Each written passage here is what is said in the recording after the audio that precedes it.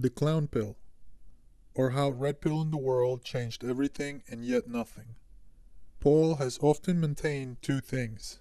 One, that red pilling normies would itself change normies into Polacks, a development that would have revolutionary political consequences, and number two, that sooner or later they would take some incredibly drastic action, gun grabs, official open borders, open violations of the First Amendment like closing 4chan or CrippleChan, that would rapidly radicalize a plurality of people and bring about the meme DOTR or whatever approximates it.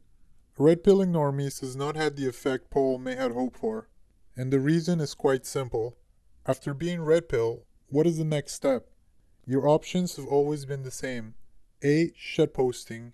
B. IRL shitposting, being a meme white nationalist, or for the conservative-minded unwilling to reveal your power level, trying to infiltrate the young Republicans or whatever. And C.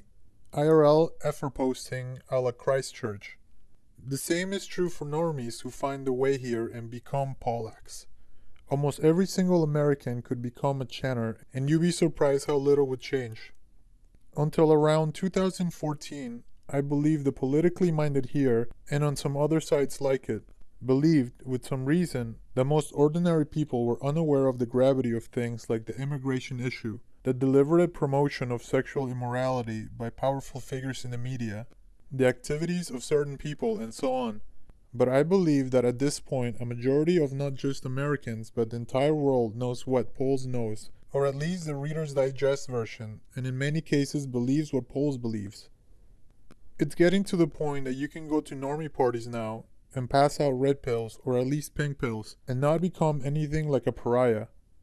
I think that a lot of people who weren't into the internet culture, the non-normie image board kind, the whole thing is kind of an inside joke, as long as you don't totally reveal your power level entirely to a lot of people.